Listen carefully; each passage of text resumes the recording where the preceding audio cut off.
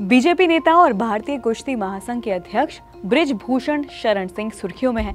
अच्छे कारण से नहीं बल्कि विवादों के चलते उन पर यौन शोषण जैसे संगीन इल्जाम हैं। हैरानी की बात यह है कि ये इल्जाम लगाने वाला कोई और नहीं बल्कि देश के करीब 30 नामी गिरामी पहलवान हैं जो देश का नाम रोशन कर चुके हैं। बृजभूषण सिंह सियासत में वो नाम है जो अपनी दबंगाई और लगातार जीत के लिए जाना जाता है।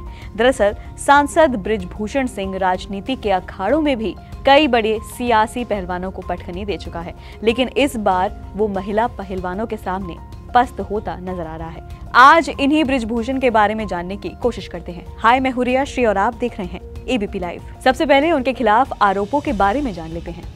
यौन उत्पीड़न के आरोप। भाजपा सांसद और भारतीय कुश्ती महासंघ के अध्यक्ष बृजभूषण के खिलाफ देश के प्रख्यात पहलवानों ने मोर्चा खोल दिया है। महिला पहलवानों ने कुछ कोच और बृजभूषण शरण सिंह पर उत्पीड़न के आरोप लगाए हैं। इसी बात को लेकर सारे पहलवान दिल्ली के जंतर मंतर पर धरना दे रहे हैं। इन पहलवानों में बजरंग पूनिया, साक्षी मलिक, विनेश फोगाट, सरिता मोर और सुमित मलिक जैसे बड़े नाम शामिल हैं, जिन्होंने समय समय पर ओलंपिक से लेकर कॉमनवेल्थ गेम्स तक कुश्ती में भारतीय लोगों का और भारत देश का नाम रोशन किया है।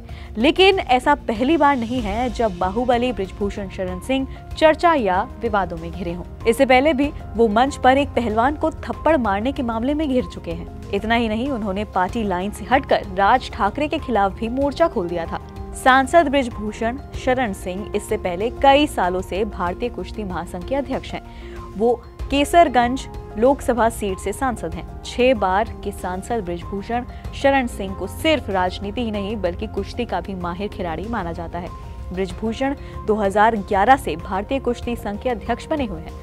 बृजभूषण शरण सिंह यूपी के गोंडा जिले के रहने वाले हैं। बचपन में ही उन्होंने कुश्ती में हाथ आजमाया था। उसके बाद वो छात्र राजनीति में उतरे। वो 1988 में बीजेपी में शामिल हुए थे। जब राम मंदिर को लेकर आंदोलन हुआ था तो उनकी उग्र हिंदुत्व की छवि ने उन्हें क्षेत्र में काफी लोकप्रिय बना दिया था। इसी के बाद से वो काफी पॉपुलर बने हुए हैं। बृजभूषण शरण सिंह अयोध्या में विवादित ढांचा गिराने के मामले में भी आरोपी बनाए गए थे, लेकिन बाद में कोर्ट ने उनको बरी कर दिया था। दरअसल आडवाणी समेत जिन 40 नेताओं पर आरोप तय किए गए थे उसमें बृजभूषण का नाम भी शामिल था, लेकिन 2020 में कोर्ट ने उन्हें बरी कर दिया।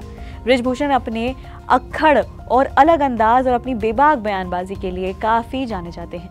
इसी बयानबाजी की वजह से विवादों में भी वो काफी रहते हैं। पिछले साल जब राज ठाकरे ने अयोध्या के दौरे का ऐलान किया था तो बृजभूषण ने साफ कह दिया था कि राज ठाकरे को अयोध्या में घुसने नहीं देंगे।